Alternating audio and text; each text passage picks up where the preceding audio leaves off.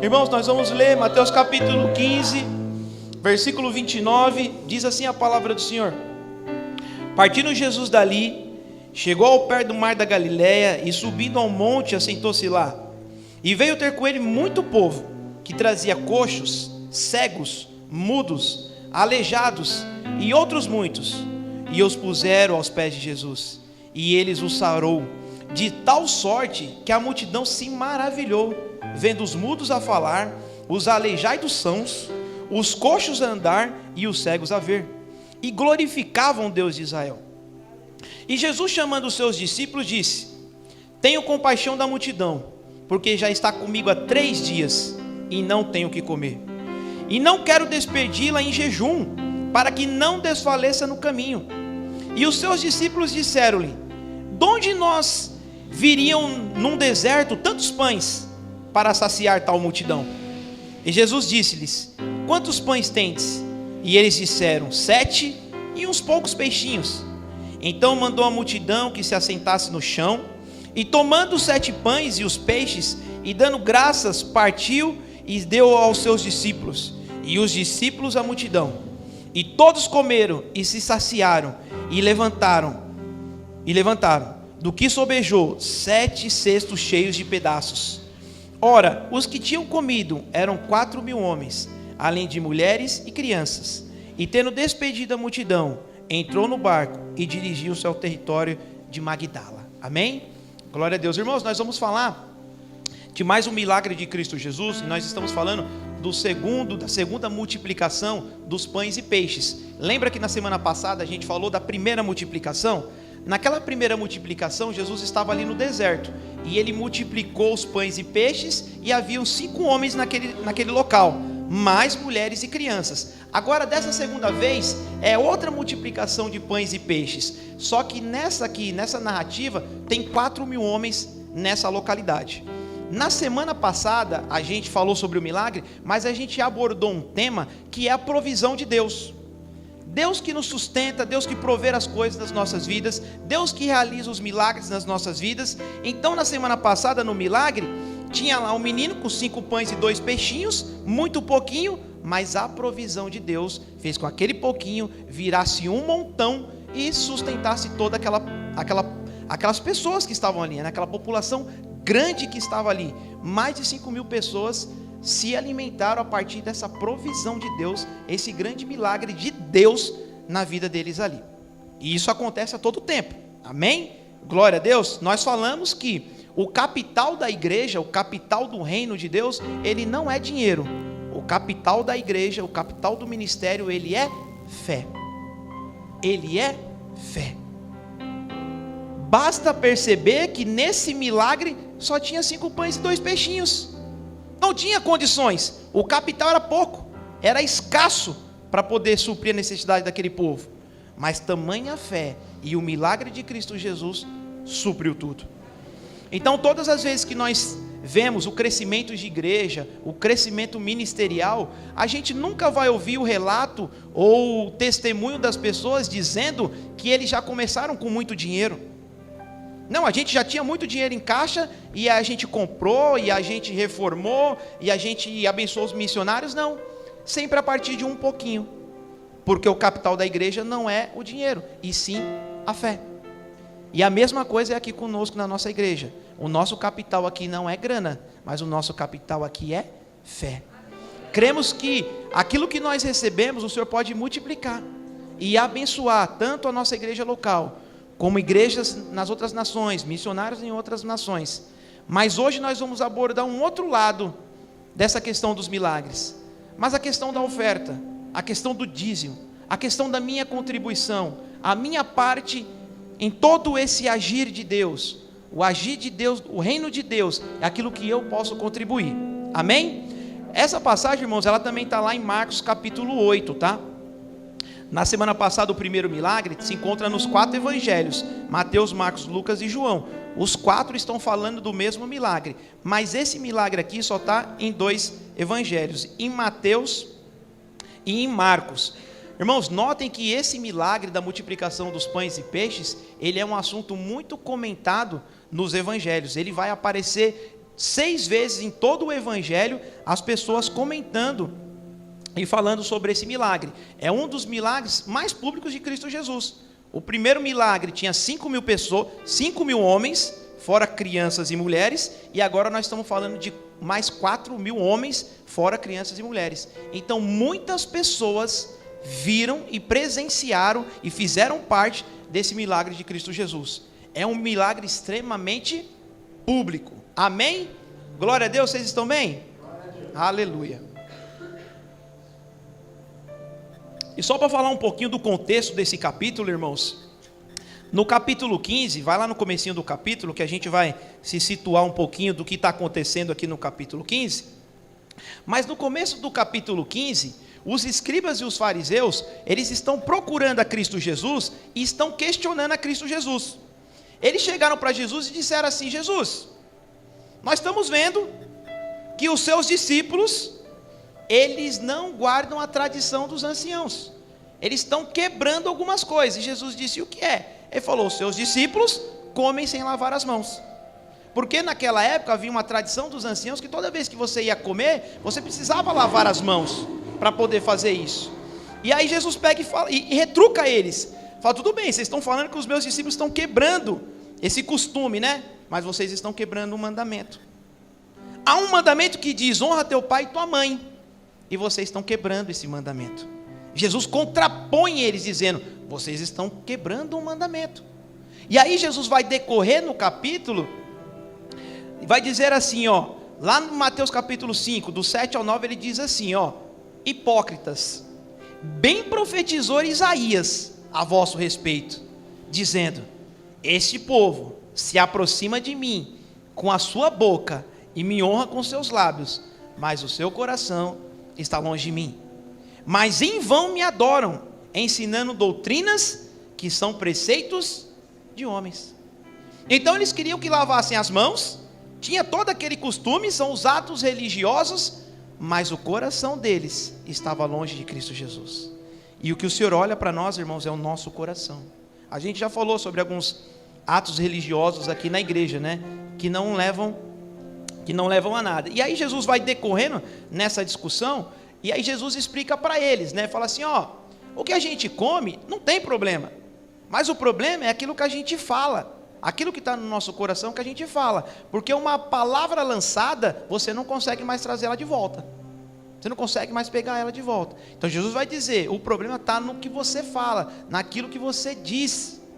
E aí Jesus dá essa explicação, e os próprios discípulos que estão acompanhando ali, irmãos, eles não entendem. Aí depois que acabou o culto, que Jesus pregou, aí os discípulos chegam para Jesus e falam: Jesus, legal o culto, foi bacana, mas a gente não entendeu, explica para nós. Aí Jesus falou: poxa, vocês não entenderam?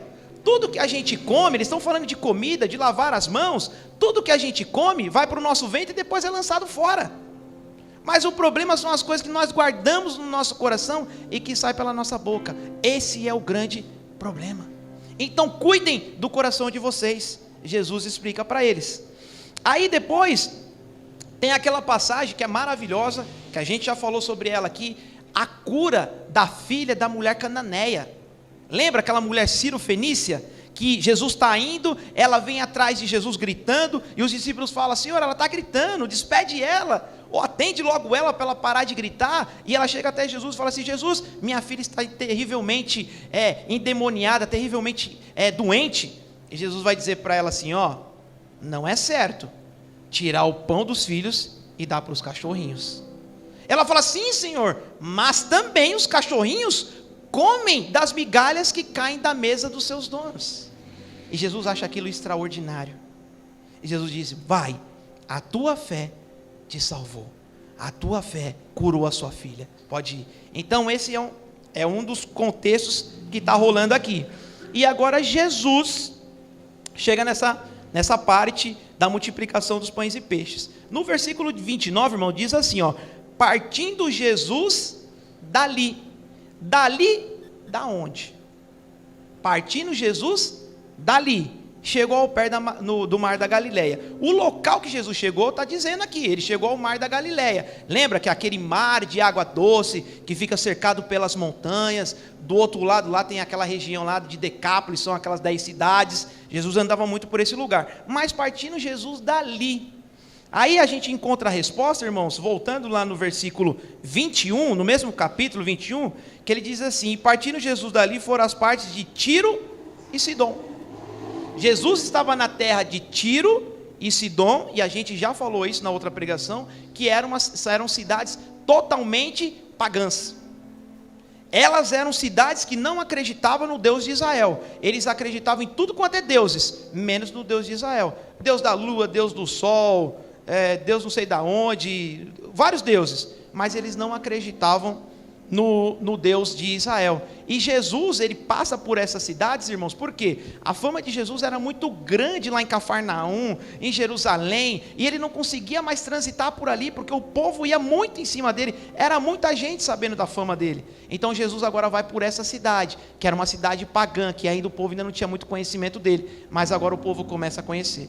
Então Jesus agora sai de Tiro e Sidom, e agora ele vai para o mar da Galileia, subindo um monte, assentou-se ali, e veio ter com ele muito povo, que traziam coxos, cegos, mudos, aleijados, e outros muitos, e puseram aos pés de Jesus, e eles o sarou.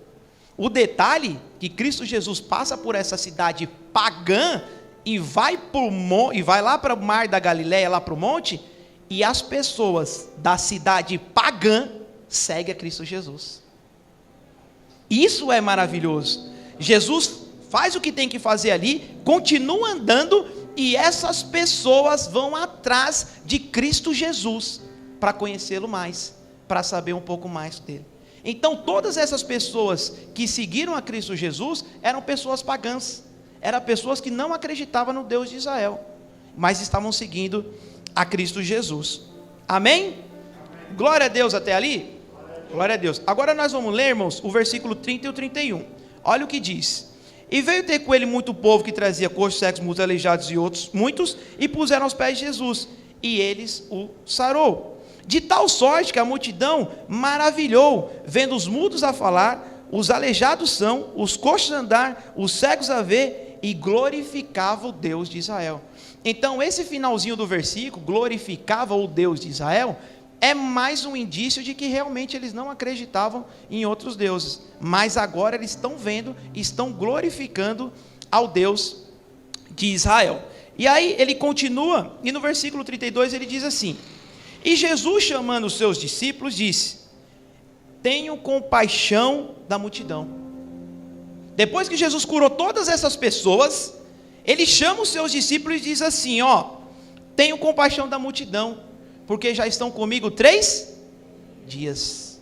Irmãos, essas pessoas pagãs que estavam em Tiro e Sidom, se deslocaram atrás de Cristo Jesus, e ficou com Cristo Jesus 3 dias, Jesus pregando, ensinando, curando, e eles ficaram ali, ouvindo e se beneficiando da presença de Cristo Jesus. Ficaram 3 dias ali naquele lugar, e Jesus disse: eu tenho compaixão deles, da multidão, porque já está comigo 3 dias, e não tenho o que comer, não quero despedi-las em jejum, para que não desfaleça no caminho. Irmãos, eu quero me apegar aqui nessa palavra, ter compaixão.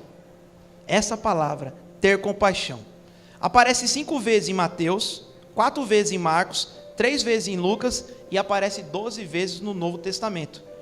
Tem um versículo que eu lembro há muito tempo sobre isso, que diz assim, está lá em Filipenses 2, do 1 ao 2, meninos, vocês puderem projetar para mim?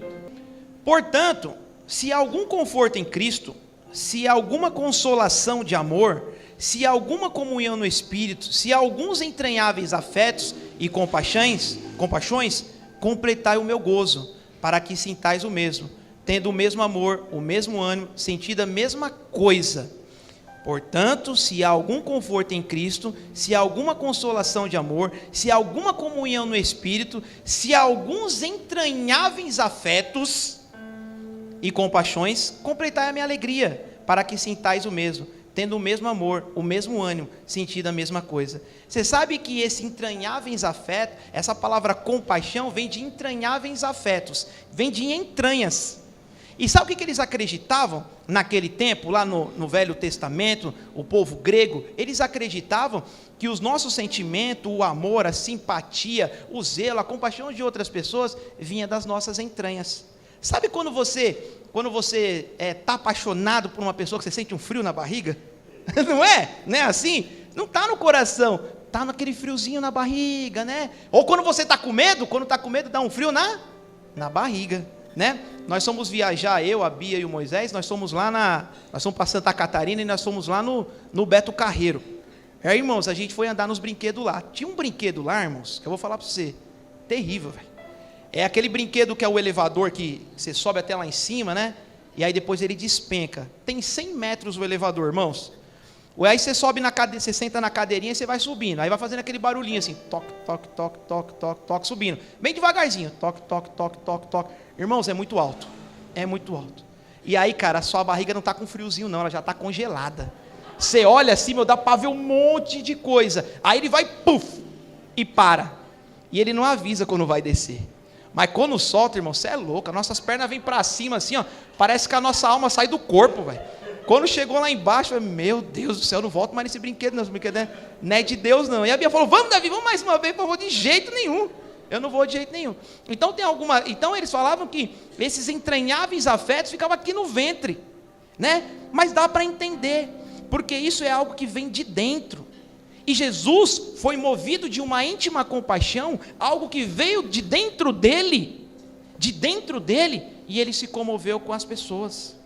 E ele se comoveu e disse, essas pessoas estão comigo já há 3 dias, ouvindo a minha palavra, sendo curadas, estão me acompanhando, e elas estão com fome, e eu tenho compaixão delas, e não quero despedir elas dessa maneira. Então, ele vai e chama os discípulos. Falou para eles, né, no 32, aí no 33, e os seus discípulos disseram, de onde nos viriam no deserto tantos pães para saciar tal multidão? De onde viria tantos pães no deserto para saciar tantas pessoas? Irmão, Jesus é maravilhoso. Jesus é uma coisa assim fora do normal. Porque essas pessoas que estavam com Cristo Jesus eram pessoas pagãs, eram pessoas que não acreditavam no Deus de Israel, eram pessoas que não acreditavam nele, e mesmo assim, Jesus Cristo teve compaixão delas, curou, libertou, e ainda pensou no pequeno detalhe, disse, eu não quero que elas saiam daqui com fome, eu não quero que elas se desfaleçam pelo meio do caminho. Irmãos, a gente tem que aprender isso com Cristo Jesus. A gente tem que aprender a ter compaixão das pessoas, mesmo que as pessoas não sejam da mesma religião que a gente, não processem a mesma fé com a gente, ou que é mesmo que as pessoas não tenham as mesmas ideias do que a gente, do que nós, né, no caso.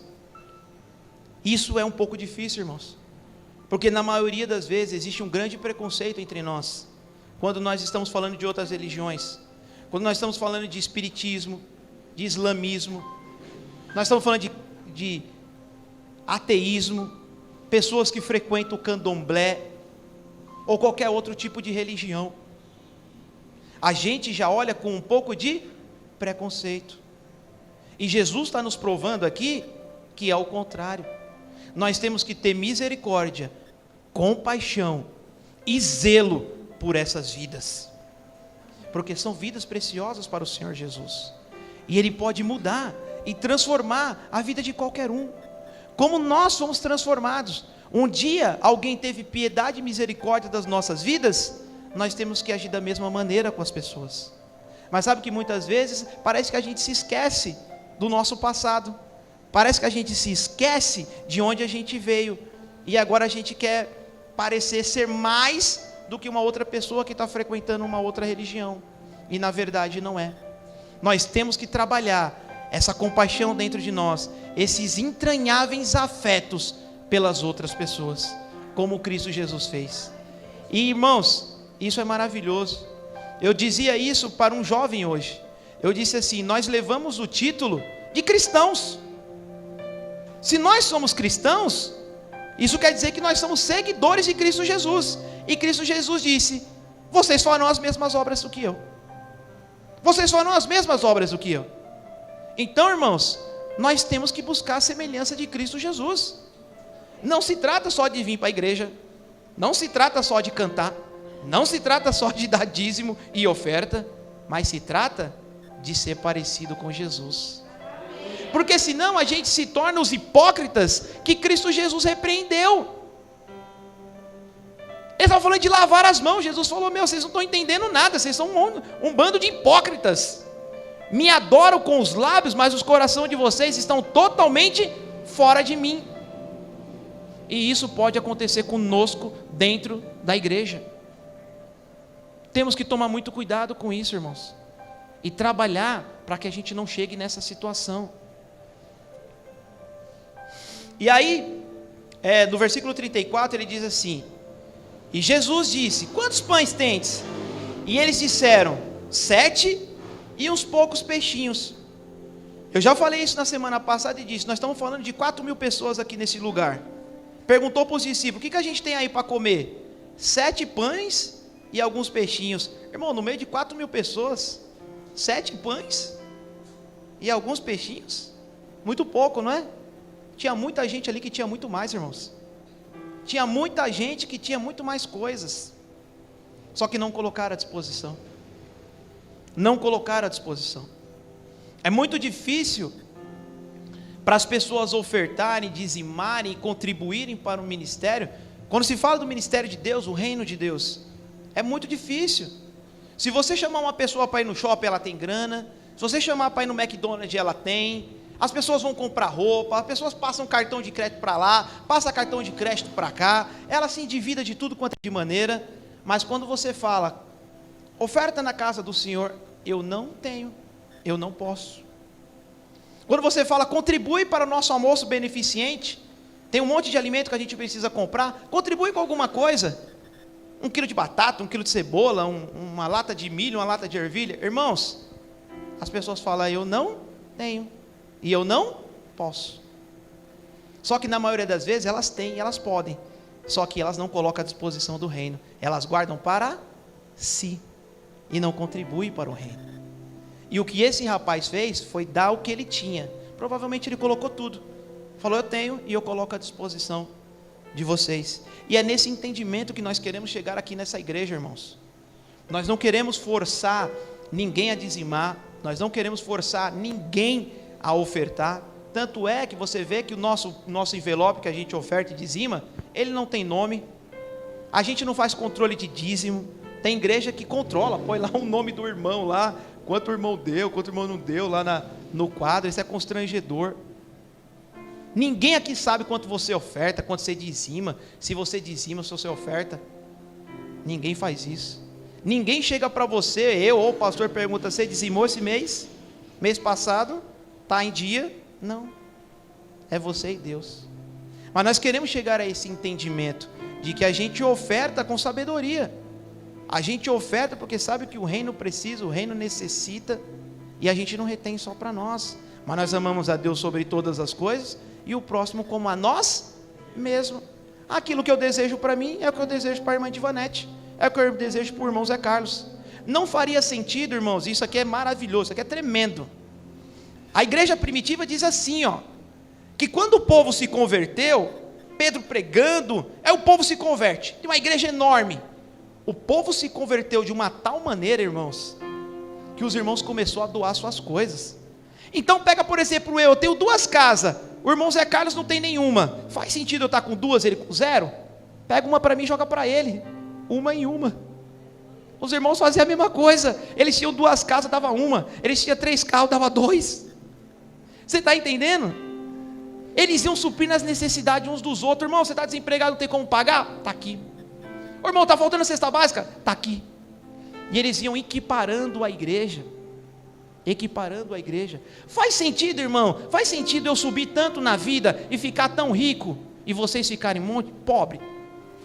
Ou faz sentido o Fernando se desenvolver tanto intelectualmente, tanto profissionalmente, ele criar um império para ele, e todo mundo aqui precisando?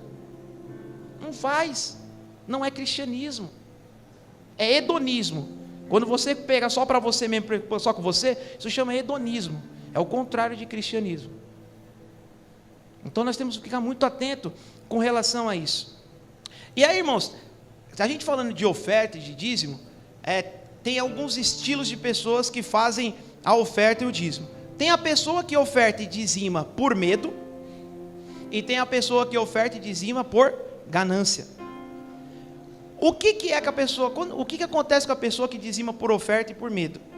Ela vem ofertar e ela vem dizimar, porque ela acha que se ela não ofertar ou não dizimar, o inimigo vai entrar na vida dela e vai acabar com a vida dela.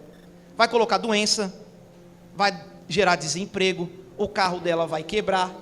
Outro dia eu ouvi do pastor, eu falei, nossa, cara, eu não acredito, cara, que esse cara tem esse entendimento.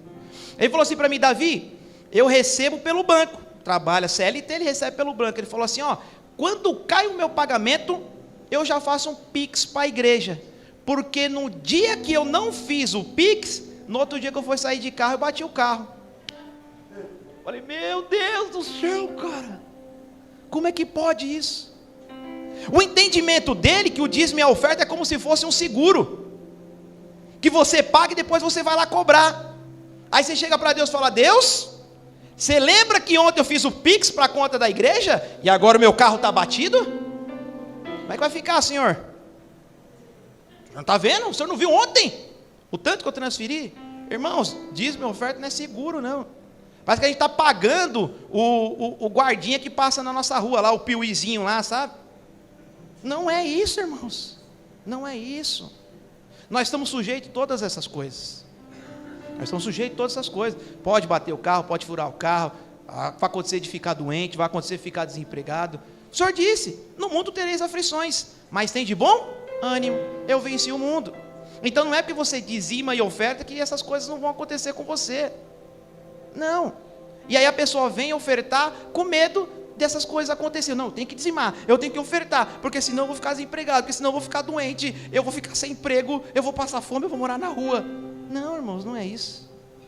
Deus nos dá e nos guarda porque Ele é amoroso, porque Ele quer o nosso bem, e não porque a gente fica ofertando e dizimando para Ele, não.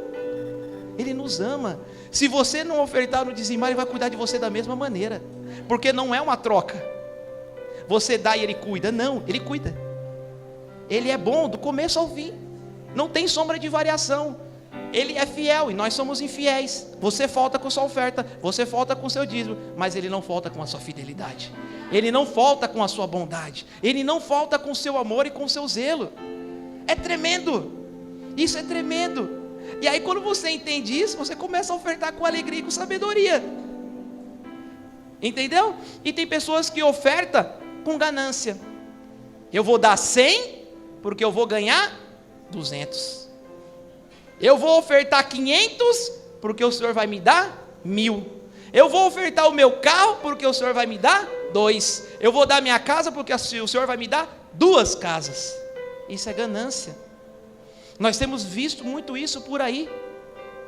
Eu escuto a rádio de uma igreja muito famosa, há muito tempo eu escuto, mas eles fazem muito isso.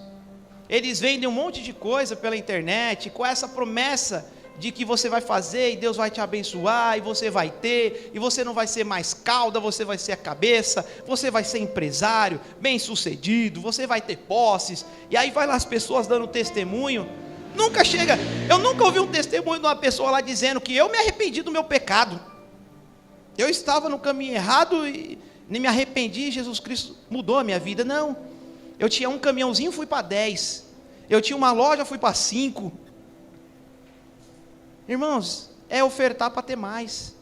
Aí cada vez mais eles vão ficando viciados. Uma coisa que vício em jogo. Quanto mais você joga e ganha, mais você quer colocar. E eles vão fazendo a mesma coisa, para manter a máquina girando. E ganhando mais, e ganhando mais. E ganhando mais, e ganhando mais. E para ter, e para ter, e para ter, e para ter, e para ter, e para ter. Aí quando não dá certo, acontece igual a irmã, que foi para a igreja, doou R$1 milhão, agora está na justiça querendo R$1 milhão dela de volta, porque não virou 2. milhão dela virou 0. Entendeu? Então oferta é isso. Quando você oferta, é para você realmente ficar sem. É para você dar. Não é você vai ficar sem mesmo, vou ofertar. Estou ofertando na vida do irmão, estou ofertando no ministério. E se eu não tiver isso, e acabar, acabou. O Senhor vai te sustentar.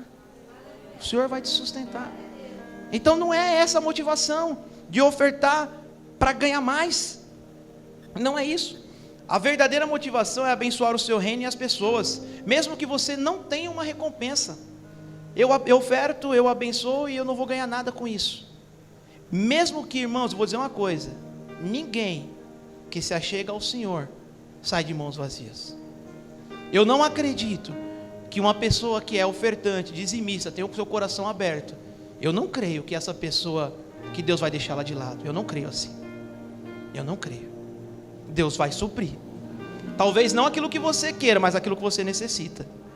Em Mateus capítulo 10, 38, diz assim: e quem não toma a sua cruz e não segue após mim, não é digno de mim. Quem achar a sua vida, perdê-la-á. E quem perder a sua vida por amor de mim, achá-la-á. Jesus está dizendo que nós devemos abrir mão das nossas vidas, dos nossos prazeres, para que a gente ganhe a nossa própria vida. Mas aquele que ficar correndo atrás da sua própria vida, querendo ganhar, no final ele vai perder. E aí Mateus 6, 24 diz assim, ó: ninguém pode servir a 2 senhores, porque ou há de odiar um e amar o outro, ou se dedicar a um e desprezar o outro. Não podeis servir a Deus e a Mamon. Não podeis servir a Deus e a dinheiro. A palavra de Deus chama o dinheiro de senhor, você acredita? Você não pode seguir a 2 senhores, Deus e Mamon, Deus e o dinheiro. Ela vai chamar o dinheiro de senhor. Você acredita? E tem muita gente, irmãos, está sendo escravizado por conta do dinheiro. O dinheiro está sendo o senhor da vida dela. E eu explicava isso para um jovem hoje. Eu falei assim: o dinheiro, ele é importante. A gente trabalha para ganhar o dinheiro, para o nosso sustento, para fazer as nossas coisas. Mas o dinheiro não pode nos dominar. Nós temos que dominar o dinheiro. O dinheiro tem que trabalhar para a gente. E não nós trabalhar para o dinheiro. E a maioria das pessoas faz ao contrário. Fica escravo do dinheiro. Endividado, correndo atrás, lutando, suando. E quem está ditando o ritmo é o dinheiro. O dinheiro que está dizendo: vá trabalhar. Você gastou, vai ter que pagar. Um emprego só não está dando, vai para 2. E tem que trabalhar, e tem que ganhar. Então, irmãos, o dinheiro é importante. Nós temos que saber administrar. Mas é nós que temos que ter o controle dele. E não ele que tem que ter o nosso controle. Não pode. Nós não podemos servir ao dinheiro. E aí, irmãos, se falando de oferta, se falando de contribuição, qual que vocês acham que seria a maior contribuição do mundo? A maior oferta já registrada aí na história? Quem sabe, hein? Quem será que já doou muita grana? Quem será que ofertou já muita grana? Lê comigo, vamos lá. Marcos 12. Vai para um livro para frente. Marcos, Evangelho de Marcos 12, capítulo 41. Capítulo 12, versículo 41. Olha que maravilha, irmãos. Marcos 12, versículo 41. O culto está acontecendo, o culto está rolando, agora chegou a hora da oferta. E Jesus estando sentado de frente à arca do tesouro. Como assim? A gente não veio ofertar aqui? Jesus está sentado ali. E Jesus assentado de frente da arca do tesouro, observava a maneira como a multidão lançava o dinheiro na arca do tesouro. E muitos ricos, olha só, muitos ricos deitavam muito, muitos ricos davam muito. Vindo, porém, uma pobre viúva, deitou 2 pequenas moedas, que valiam meio centavo, irmãos. Minha palavra diz meio centavo. E chamando os seus discípulos, disse. Aí Jesus vendo isso, tinha muita gente dando muita grana, a viuvinha veio, deu meio centavo. Jesus vendo aquilo, chamou os discípulos, chamou eles, falou assim: ó, vem cá, em verdade vos digo, que essa pobre viúva ofertou mais do que todos os que ofertaram na arca do tesouro. Jesus chamou eles e disse assim: ó, essa viúva deu muito mais do que os ricos que deram um montão de dinheiro. Porque todos ali, Jesus explica, porque todos ali davam o que sobrava. Então o rico ganhou muito dinheiro, pagou todas as coisas dele, ele se divertiu, ele comprou casa, ele comprou carro, ele comprou lancha, aí sobrou um pouco de dinheiro, ele falou, agora que sobrou, eu vou ofertar para o Senhor. Agora que sobrou, que eu não tenho mais nada para fazer, não tem mais nada, já comprei tudo, já paguei tudo, não tem mais nada para fazer, agora eu vou ofertar no Senhor. Olha só, porque todos ali deitaram o que sobrejava, mas esta viúva da sua pobreza deitou tudo o que tinha, todo o seu sustento. Isso é maravilhoso, irmãos. Não é que você tem que vir aqui depositar todo o seu salário, não é que você tem que vir aqui pegar tudo que você tem e deitar aqui, não é isso. O que Jesus está dizendo assim, essa mulher, ela teve um entendimento tão grande, que tudo que ela tinha, que era meio centavo, ela colocou aqui, porque ela sabe que eu sou o Deus que provém o sustento dela. Ela tem uma confiança tal, que ela falou, eu posso pegar tudo que eu tenho, e eu posso ofertar aqui na casa do Senhor, porque Ele me ama tanto, que Ele não vai me deixar faltar nada. Não se trata de você vir pegar todo o seu salário e colocar aqui, não é isso. Não é isso, mas é a confiança que você tem nele, é a confiança que você tem na dependência dele, do saber que Ele cuida de você, que Ele ama você, que Ele protege você, que Ele zela você. É isso que a maioria de nós não temos, irmãos. Essa confiança em Deus, esse temor de Deus, essa sabedoria. A maioria de nós fica com medo de dar. Você vem com o seu diziminho aqui e fala, meu Deus do céu, vai faltar para a água amanhã, vai faltar para a gasolina do mês. Você vem tremendo, com medo de não fechar o mês. Irmãos, vem com confiança. Fala, o Senhor é meu pastor, nada me faltará. Ele que dá, Ele é o dono do ouro, da prata, alfa, ômega, meio e fim. Ele tem tudo, sabe de tudo. E o que eu tenho que fazer é somente confiar. Lembra, o capital nosso não é dinheiro. O capital nosso é fé. O nosso capital é fé, não é dinheiro. Não é dinheiro, irmãos. É fé. É fé nesse Cristo poderoso, que provê na vida das pessoas, que multiplica o pouco, que alimenta 5, 4 mil pessoas, que cura os enfermos. É esse Cristo que nós servimos, é esse Cristo que nós adoramos. Maravilhoso e tremendo. E aí, irmãos, muitas pessoas acham que podem substituir relacionamento, comunhão com dinheiro. Você vai ver muitas pessoas por aí que não congregam, não estão na comunhão, não entregaram a sua vida para Cristo Jesus, mas elas ofertam e dizimam, elas contribuem com as igrejas. Por quê? Porque elas acham que isso pode substituir o relacionamento. Então, ontem mesmo eu conversando com um empresário bem sucedido, ele é um construtor, ele disse assim, Davi, a cada negócio que eu faço, eu dou os 25 cesta básica, eu dou os 50 cesta básica. Eu falei, ótimo, maravilha, doa para a minha igreja também, mas Cristo Jesus não quer só cesta básica, Cristo Jesus quer você. Você já se entregou para o Senhor? Você está em comunhão com os irmãos? Porque se você não tiver, irmãos, é só a cesta básica que você deu aqui e deu ali. Entendem isso? Vocês entendem o peso da oferta e do dízimo e da contribuição? E a gente tem empresários, às vezes aqui, que oferta para a gente, às vezes dá uma ajuda em alguma coisa, mas a gente sempre fala, o Senhor não quer o seu dinheiro, o Senhor quer a sua vida, o Senhor quer um relacionamento íntimo com você. Nós não enganamos as pessoas se pegamos o dinheiro dela e falamos, não, deixa para lá. Não, nós dizemos, o Senhor quer o seu coração, o Senhor quer a sua vida, o Senhor não quer o seu dinheiro. Porque o nosso Deus é o dono do ouro e da prata. Se você não ofertar, vai vir uma outra pessoa e vai ofertar. Mas Ele quer você, você é único, você é única. E não tem outro por aí. Ele quer a sua vida por completo. Podemos ofertar o nosso tempo e nossa vida. O mais importante as pessoas não fazem, que é se oferecer como oferta viva. Então, dentro de oferta e de dízimo, irmãos, também está o nosso tempo. O nosso tempo. Quanto tempo da nossa vida nós ofertamos ao Senhor? Eu falo isso aqui direto. Se nós temos uma semana que vai de domingo a domingo, se você fizer uma reflexão e vir ponderando o que você nessa semana, o que você investiu no reino e em Deus, será que dá quanto tempo? Se a gente está falando de 24 horas no dia, nós estamos falando de 7 dias por semana, 24 vezes 7 é quanto? Sei lá, uns 144 horas, 150 horas, não sei, mais ou menos isso. Nós estamos falando de 150 horas. 8 horas você ficou no seu trabalho, que a maioria dos trabalhos são 8 horas diárias, né? Então, se foi de segunda a sexta, 40 horas você já ficou no trabalho.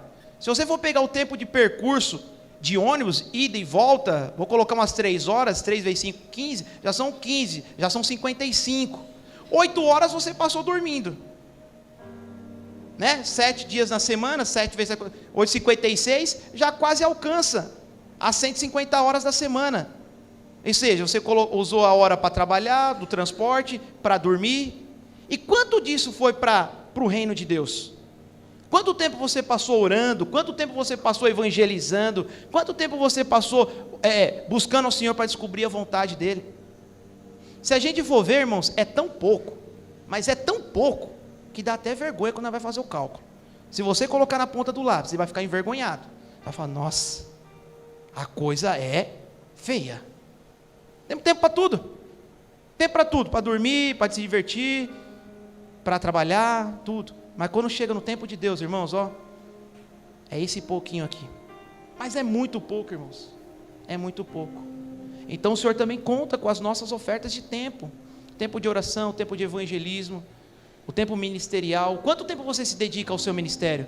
Nós que temos o ministério da palavra, a palavra cantada, ou o ministério de intercessão, o ministério de mídia, ou o diaconato, seja qual for o ministério dentro da igreja, ou o ministério infantil, quanto tempo você se dedica a esse ministério? Você está buscando mais conhecimento, você está buscando mais aprimoramento, você está orando pelo ministério, você está orando pela igreja, para que apareçam mais pessoas para trabalhar? Entendem? Vocês entendem que o negócio é muito profundo? É muito profundo. É muito profundo, irmãos. E a gente tem que estar aberto por isso. E a gente tem que estar buscando isso o tempo todo. Porque senão a gente vai ser hipócrita, que louva ao Senhor com a boca, mas o coração nosso está em outro lugar. Senão nós vamos ser hipócritas. Nós temos que fazer uma autoanálise da nossa vida ministerial e espiritual e pedir para que o Senhor restaure. Aí você fala assim, Davi, mas o meu trabalho me consome. O meu trabalho é difícil, é o tempo de trajeto, é isso e aquilo outro. Irmãos, ora ao Senhor. Ora ao Senhor.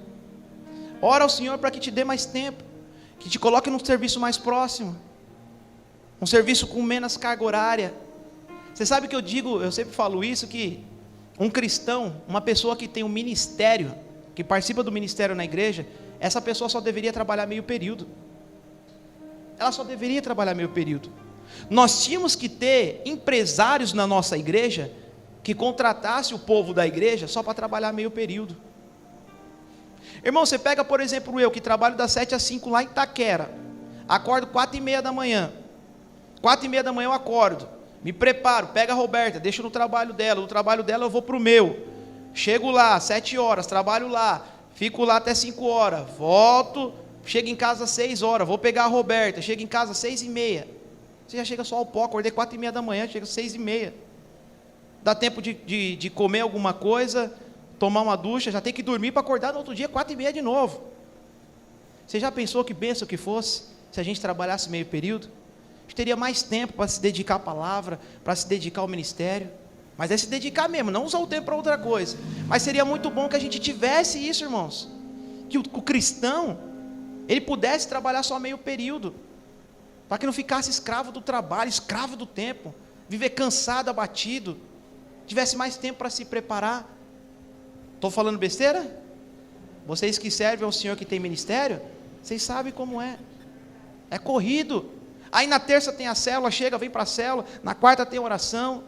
No sábado tem treinamento de líderes. No domingo tem culto. Você precisa ter tempo para isso. Então nós temos que orar ao Senhor. Orar ao Senhor, ficar atento. Senhor, me ajuda. E aí fazer o menos dívida possível, irmãos. Porque o que faz a gente trabalhar são as dívidas. A gente vai fazendo dívida, aí tem que pagar a dívida e tem que trabalhar, e tem que trabalhar mais e mais e mais e mais. Quanto menos dívida você fizer, menos trampo você vai ter que fazer. E se você se conformar com uma vida simples e tranquila, melhor ainda. Melhor ainda.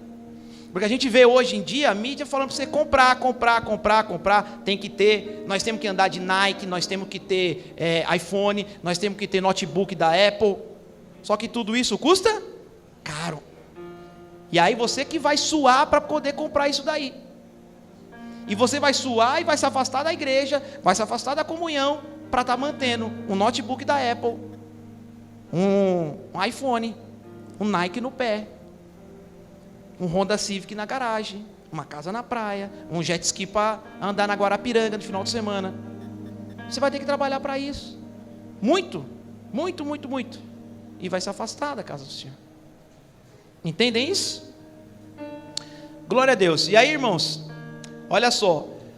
E nós falamos da oferta do tempo, mas Jesus, Ele quer a nossa vida, Ele quer que a gente se ofereça para Ele. E a gente vai entender um pouco sobre isso, sobre sacrifício, sobre se oferecer. Lá em Levítico 22, volta comigo, lá no comecinho da Bíblia. Falou mais o Senhor dizendo: falarão e seus filhos, e a todos os filhos de Israel, e diz-lhes: qualquer que da casa de Israel, ou do estrangeiro em Israel, oferecer a sua oferta, quer dos seus votos, quer das suas ofertas voluntárias, que oferecer ao Senhor holocausto, segundo a sua vontade, oferecerá macho sem defeito, ou 2 bois, ou 2 cordeiros, ou 2 cabras. Isso é o que o Senhor falou no Antigo Testamento. Para a gente oferecer oferta, oferecia um animalzinho para pagamento de pecado. E todo mundo sabe, irmãos, que o animal é considerado um ser irracional, certo? Mas olha que coisa interessante. Mesmo o animal sendo um ser irracional, ele sabia quando ele ia morrer. Então ele sabia quando o dono dele ia pegar ele e ia levar para o sacrifício. Quando ele ia chegando no altar, que ele via ali o altar, que ele via a faca, o cutelo e todo aquele ambiente preparado para ele morrer, ele já esperneava. Esse é o animalzinho irracional. Ele sabia que estava próximo da morte. E aí o que o pessoal fazia? Matava o animalzinho antes para poder oferecer em sacrifício. Porque ele voluntariamente ele não ia para o altar. Ele tinha que ir morto. Porque senão ele não ia, se arrastar ele não ia ficar lá em cima do altar para ser oferecido como sacrifício vivo. Então tinha que matar ele antes e levar ele para oferecer como sacrifício. Isso era a oferta feita lá no Antigo Testamento. E uma vez por ano, irmãos, o pessoal que morava em outras cidades, outros países, eles tinham que vir para Jerusalém para oferecer ali o seu sacrifício anual. Para oferecer o seu sacrifício anual. E aí existia uma lei na época que dizia assim, ó, como você mora longe de Jerusalém, né, sei lá, você mora em Santa Catarina, você vai ter que ir para Jerusalém, e naquela época não tinha avião, não tinha carro, não tinha nada, você ia na caminhada. Como é que você ia levar o seu sacrifíciozinho? Como é que você ia levar o seu animalzinho, né? Então tinha uma lei que dizia assim, então se você que mora longe, você vem para Jerusalém, quando chegar em Jerusalém você compra um animalzinho com o seu dinheiro, com a sua oferta, e você oferece ele como sacrifício. Essa era a lei. Aí olha só que interessante, irmãos, as pessoas dão um jeito para tudo, né? Olha só o que o pessoal fazia, olha a sacada do pessoal. O pessoal começou a comercializar esses animais para vender na porta do templo. Comercializava esses animais. Então chegava muito estrangeiro de outras cidades, de outros países, para comprar aqueles animaizinhos. Aí o cara está lá vendendo, aí olha só a atitude da pessoa. Por exemplo, eu vim lá de longe para fazer a oferta, estou com o dinheiro na mão. Aí eu vou comprar o meu animalzinho. Aí eu chegava para a Tabata, estava lá vendendo o animalzinho. Eu falava, Tabata, quanto você está cobrando nesse carneiro aí? Aí a Tabata fala assim, Davi, eu estou cobrando nesse carneiro R$1.000. Aí eu falo, Tabata, mas está muito caro. O seu cabritinho aí, ó, tá vendo? Está cego, está magro, você não alimentou bem ele, está manco. Faz ele por R$500. Aí a Tabata falou, tá bom, eu faço. Eu pagava R$500 no cabritinho dela. Ou seja, 500 conto eu embolsava de lucro para mim. Entendeu? Então essa era a sacada das pessoas. Eles pegavam qualquer animais, os animais com defeito, de qualquer jeito, e colocavam para vender para o povo. E o povo aceitava, porque ia economizar grana. Então era um meio de você desviar a oferta, de você não fazer da maneira que Deus estava mandando. E aí Jesus chega num desses dias na porta do templo e está esse comércio todo lá. O que Jesus faz? Derruba todas as barracas. Fala, meu, vocês não estão entendendo nada, vocês estão fazendo tudo errado. Não é assim que é para fazer. Já pegava o animalzinho todo morto, todo sapecado, e ia oferecer ao Senhor. Ele falou, não, vocês têm que oferecer o melhor de vocês, não o pior, e não ficar negociando as coisas. Vocês estão fazendo tudo errado, para com isso. Vocês não estão ofertando o coração de vocês estão fazendo só uma obrigação, que não tem zelo nenhum, e nenhum cuidado no coração. Vocês estão preocupados mesmo é com o retorno que vai sobrar para vocês, e o lucrinho que vocês vão colocar no bolso. E Jesus disse isso para eles, e coloca todo mundo para correr daquele lugar. E entrou Jesus no templo, Mateus 21, 12 e 13, e entrou Jesus no templo de Deus, e expulsou todos os que vendiam e compravam no templo, e derrubou as suas barracas de cambiça e cadeiras que vendiam pombas, e disse-lhes, está escrito, a minha casa será chamada casa de oração, mas vocês têm desconvertido em covil de ladrões. A minha casa é chamada casa de oração, e vocês estão transformando a minha casa em covis de ladrões. Irmãos, levanta a mão aqui, quem tem coragem de roubar a oferta da igreja? A gente acabou de ofertar, está aqui o gasofilácio. Levanta a mão, quem tem coragem de pegar esse gasofilácio ou o dinheiro que está aí dentro, roubar e ir embora para casa? Levanta a mão. Ninguém, né? Ninguém tem. Ninguém tem. Então, quando a oferta está aqui, o dízimo está aqui, ninguém tem coragem de roubar. Mas você sabia que quando você recebe a sua renda, o seu pagamento, e você não oferta no Senhor, você também roubou? É a mesma coisa. Você não tem coragem de vir pegar aqui, mas quando você não oferta e não dizima na casa do Senhor, aquilo que o Senhor te deu, você está roubando o dinheiro da igreja, você está roubando o dinheiro do Senhor. É a mesma coisa. Ninguém tem coragem de vir aqui, mas quando recebe, você rouba, porque ninguém está vendo, porque você não vai ser exposto, mas Deus está vendo. Mas Deus está vendo. Deus está vendo. Ele está vendo que você não está contribuindo, que você não está ofertando, e Ele também está vendo a sua contribuição com o seu tempo e com a sua vida. Os olhos do Senhor estão atentos em todos os lugares, irmãos. Nada passa desapercebido ao Senhor. E me perdoe essa palavra um pouco dura, irmãos, mas Evangelho. Evangelho. Evangelho. Evangelho de Cristo. Lembra? Se nós o adorarmos com a boca e não fizermos as coisas certinho, Ele vai dizer, vocês são hipócritas, cantam, pulam e se alegram, mas o coração de vocês estão fora de mim. Evangelho. Evangelho genuíno. O negócio é sério, irmãos. Quando você entrega a sua vida para Cristo, o negócio é sério. Não é mais coisas aparentes. Não é mais coisa aparente. Não se trata de carregar uma Bíblia no braço. Não se trata de andar de terno e paletó. Não se trata disso. Não se trata dos atos religiosos. Eu venho aqui, ergo a minha mão, eu dou a paz do Senhor para o irmão, para a irmã, o varão, a varoa, eu cumprimento a igreja, eu saldo a igreja com a paz do Senhor.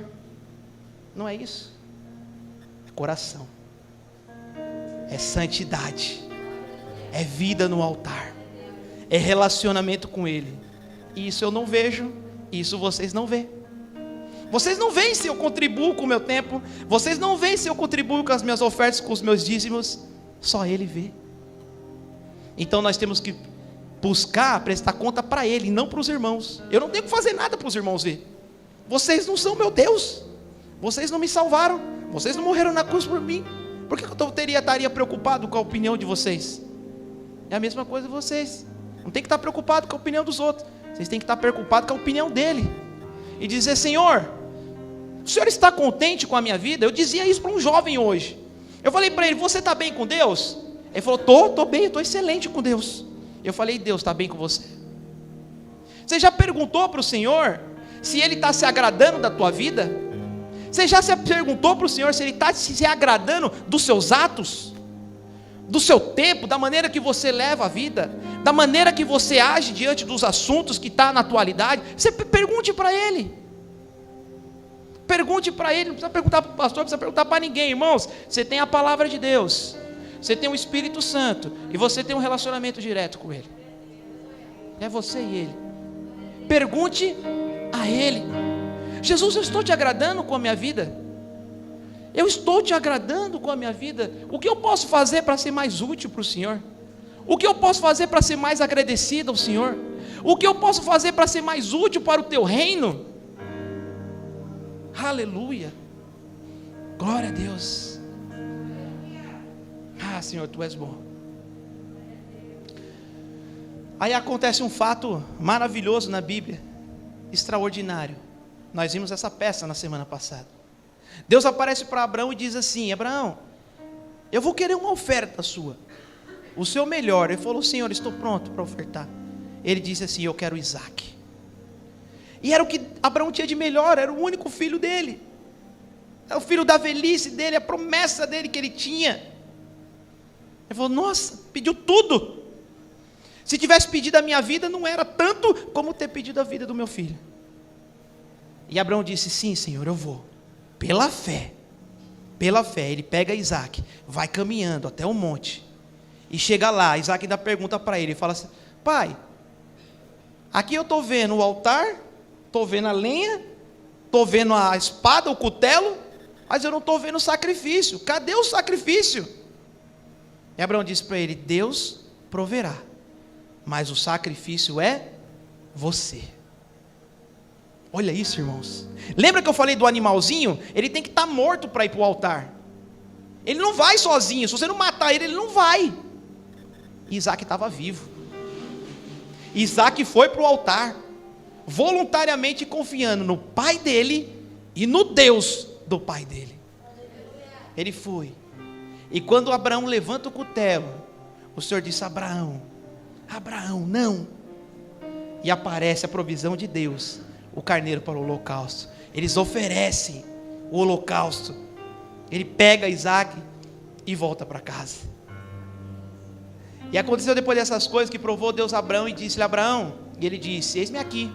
E disse: toma agora o teu filho, o teu único filho, Isaque, a quem amas. Olha, irmãos, a quem amas, meu Deus do céu, a quem ama. A oferta é aquilo que você ama. E vai-te à terra de Moriá, e oferece ali em holocausto sobre uma das montanhas que eu te direi. Aí no mesmo capítulo, no 7 ao 9, então falou Isaque a Abraão, seu pai, e disse: meu pai. E ele disse: eis-me aqui, meu filho. E ele disse: eis aqui o fogo e a lenha, mas onde está o cordeiro para o holocausto, pai? E disse Abraão: Deus proverá para si o cordeiro para o holocausto, meu filho. Assim caminharam ambos juntos e chegaram ao lugar que Deus lhe dissera. E edificou Abraão ali um altar, e pôs em ordem a lenha, e amarrou Isaque seu filho, e deitou sobre o altar, em cima da lenha. E aí, irmãos, em Romanos, esse texto também é maravilhoso. Vamos abrir comigo para a gente ler? O apóstolo Paulo, escrevendo aos Romanos, ele diz assim: rogo-vos, pois, irmãos, pela compaixão de Deus, que apresentei o vosso corpo em sacrifício vivo, santo e agradável a Deus, que é o vosso culto racional. Eu vou dizer mais uma vez: rogo-vos, pois, irmãos, pela compaixão de Deus, que apresentei o vosso corpo em sacrifício vivo, santo e agradável a Deus, que é o vosso culto racional. Irmãos, o Leandro Vieira explicando isso daqui é maravilhoso. Ele falou que virou até meme. Ele falou que a palavra de Deus, ela tem voz. Então o apóstolo Paulo, quando escreveu aqui, a gente lê assim, né? Rogo-vos, pois, irmãos, pela compaixão de Deus, que apresentei os vossos corpos em sacrifício vivo, santo e agradável a Deus. Só que ele falou que não era assim. O apóstolo Paulo estava dizendo assim, ó: pelo amor de Deus, irmãos, eu rogo vocês que se ofereçam com sacrifício vivo ao Senhor. Ele não estava dizendo bem baixinho, ele estava gritando: eu rogo, irmãos, eu clamo a vocês que se ofereçam como sacrifícios vivos a Deus, santos e irrepreensíveis, que é o culto racional. Lembra que eu falei? O animalzinho, ele é irracional, ele não entende, ele não tem faculdades mentais, mesmo assim ele sabe na hora que vai morrer. Nós somos o contrário, nós somos racionais, nós temos faculdade, nós temos inteligência. E ele está dizendo: e vocês que têm essa inteligência, se ofereçam como sacrifícios vivo, santo e agradável a Deus. Então ninguém obriga nós a ir até o altar, a gente vai voluntariamente, por amor de Cristo. Nós vamos até o altar voluntariamente, por amor de Cristo, por amor a Cristo. E quando a gente se oferece, irmãos, a gente abre mão dos nossos prazeres, a gente abre mão das nossas vontades, a gente abre mão das nossas ideias, a gente abre mão da nossa diversão, a gente abre mão do nosso tempo para se oferecer a Cristo Jesus. Hoje não vivo mais eu, mas Cristo vive em mim. Hoje eu não faço mais a vontade, mas eu faço a vontade do meu Pai. A minha vontade é obedecer a Ele, a minha vontade é amar a Ele, e somente isso. E tudo que passa disso, irmãos, não é evangelho. Não é evangelho. Vocês entenderam? Nós somos a oferta, nós somos o sacrifício vivo. O Senhor conta com nós para contribuição para a sua casa? Sim. A oferta e o dízimo é importante? Sim. Mas o mais importante é as nossas vidas sendo oferecidas como sacrifício vivo, santo e agradável a Deus. Isso é o culto racional. Tudo que você faz fora disso é irracional. Esse é o culto racional, quando eu me entrego voluntariamente ao Senhor. Não, ninguém me diz o que eu tenho que ofertar, eu dizimo porque eu quero.